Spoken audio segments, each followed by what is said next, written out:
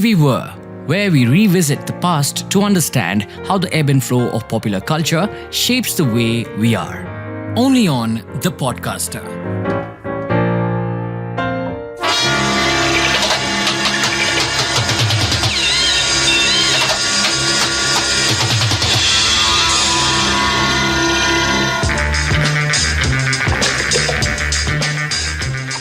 Hi, this is Reema and you're listening to The Way We Were. So you possibly know that Me Too accused Sajid Khan is participating in Bigg Boss, and this has kicked up some amount of dust. But to be frank, the rehabilitation of men like him who were called out during the very short-lived Me Too movement began a long time ago. And to tell you the truth, I feel no anger, I feel no surprise as I record this, and I feel, in fact, the title of this podcast just for this episode should have been The Way We Are. Because really, tell me, when has male privilege not been protected in our society or in the industry? I cannot tell you anything more than what you already know about Bilkis Banu. And you know that Ram Rahim is out on bail and is even making music. And recently I was reading about this High Court verdict in Madhya Pradesh where the rapist of a 4-year-old child, his sentence has been commuted and reduced because the High Court noted that he was kind enough to spare the life of the child. So, what can I say?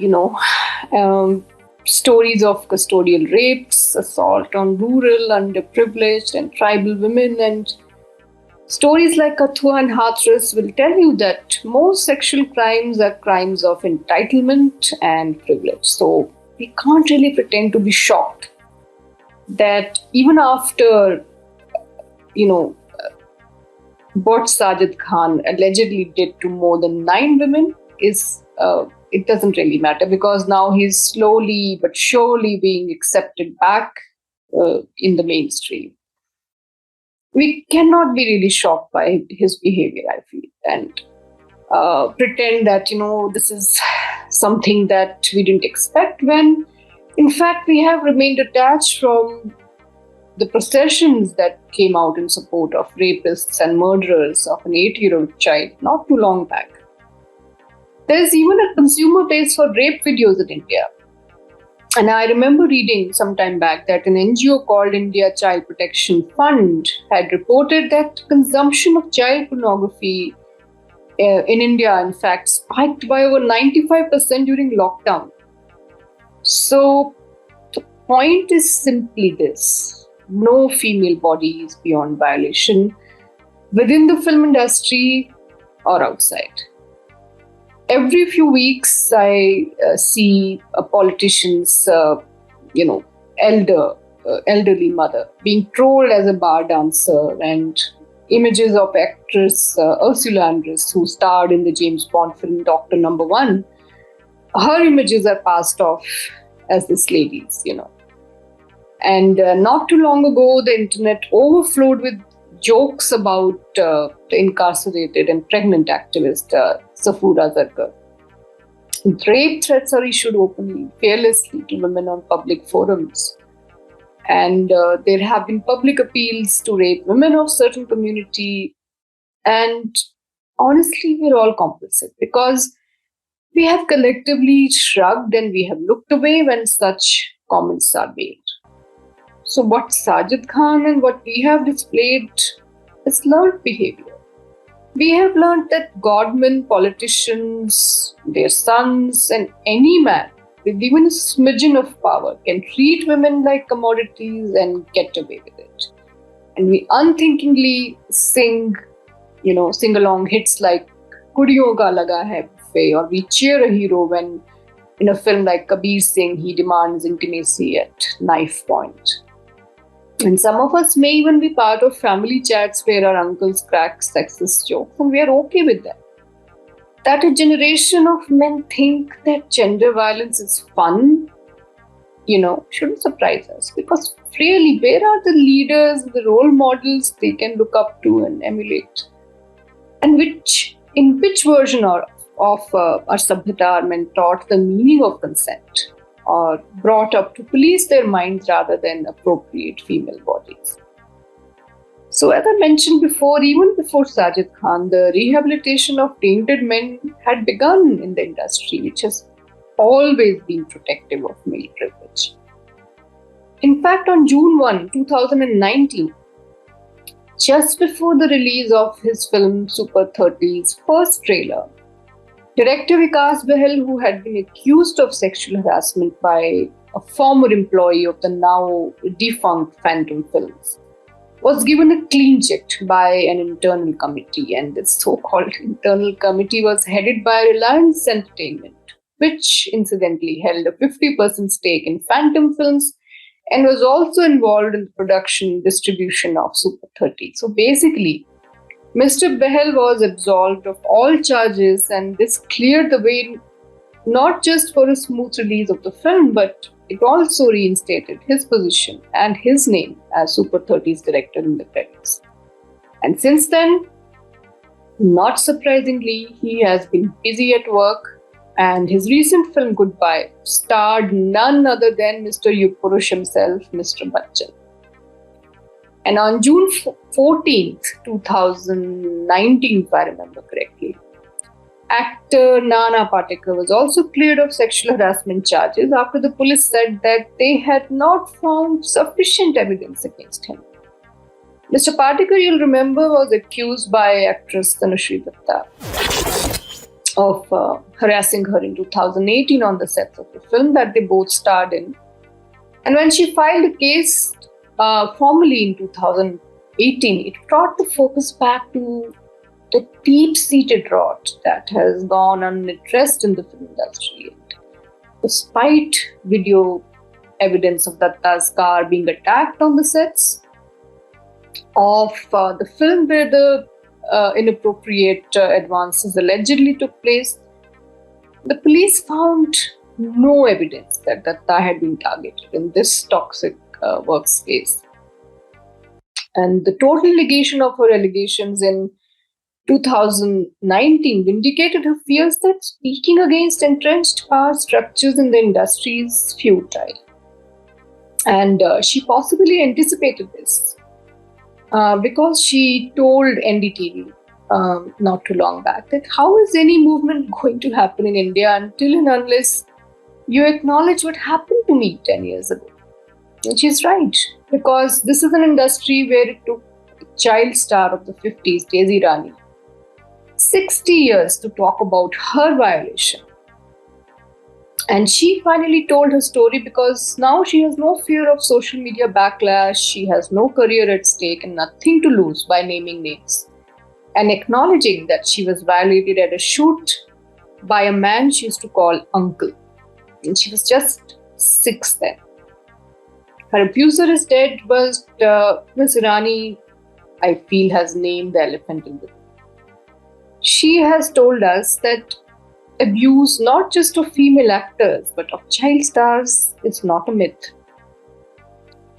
I remember the 2018 footage of a singer kissing a child contestant on her mouth on the sets of a reality show, and it was disconcerting. But the outrage around that incident has also died down. So things have never been easy for vulnerable female actors or artists in the industry. Take the story of Rekha, who as a young, awkward 15-year-old was tricked into a long kiss with a much older Biswajit in 1969's Anjana Safar. And her trauma in the film industry as an unchaperoned teen has been documented occasionally, but countless stories have gone unreported. Rajesh Khanna reportedly, allegedly, targeted a young debutante, Sabiha, with salacious comments in his 1986 film Anokha Rishta, and nothing was done about it. Magazines wrote about it, but that's just about how far it went. Magazines also went to town when Tabu, who was just a teenager, had made allegations that a much older star who was working with her sister Farah had made a pass at her. But that story too has been forgotten now. During the Me Too outpouring, writer-director Vintananda narrated a 2-decade-old horrific experience of rape, work-related persecution, and psychological trauma caused by actor Alokna. But he's still working and remains untouched by any pangs of conscience.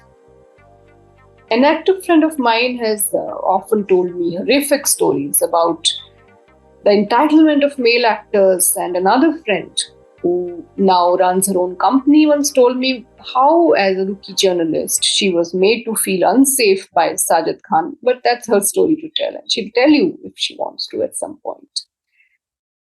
So now voices on the internet, in fact, are rising in Sajid Khan's support to say that he deserves a second chance. And maybe very soon he'll also announce his next film with top stars, and that will happen. I'm sure that will happen very soon. Because it did happen in the case of director Subhash Kapoor of Jolly LLB fame, because he's now busier than ever.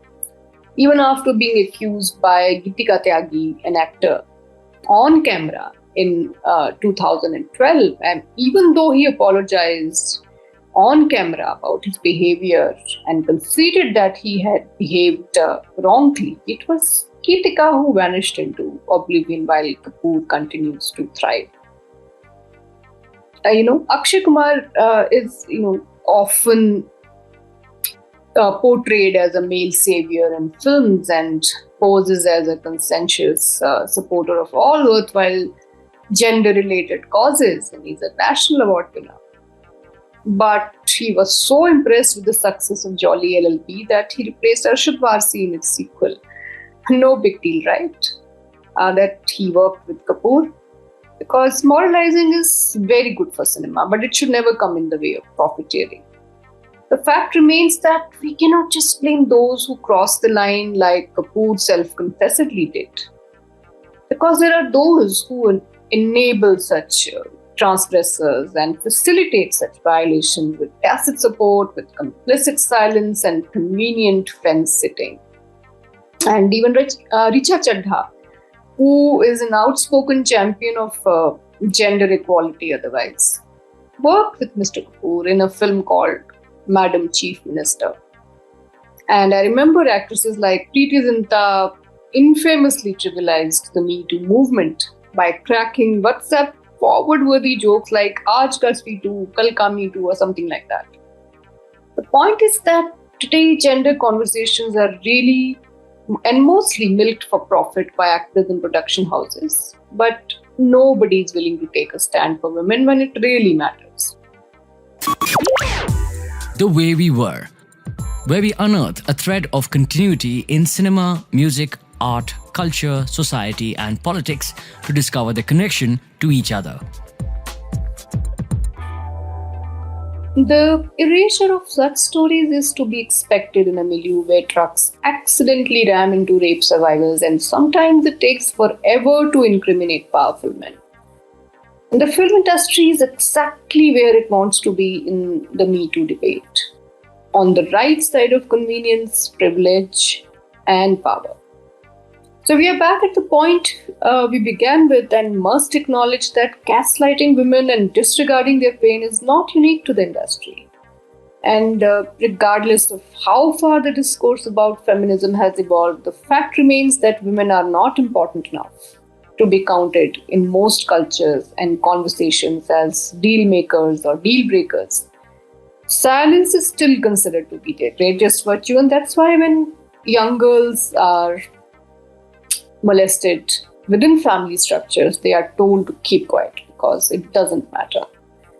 And that's why victims of eve teasers are told to keep their mouths shut and not create a scene on streets and buses. And that is why one of Nirbhaya's rapists confessed on camera that she was brutalized because she fought back. And that's why rape survivors and not rapists are shamed in courtrooms. Centuries of conventions and mindsets that shame women, dehumanize them, shut them down, interrupt them, and devalue them have been internalized by both men and women. And the reason why men like Sajid Khan and Vikas Bahel, Suhail Seth, Kailash Kher, and Anu Malik are living safely and obliviously in a bubble untouched by the pain they have caused is just this. They matter. The women they hurt, not so much.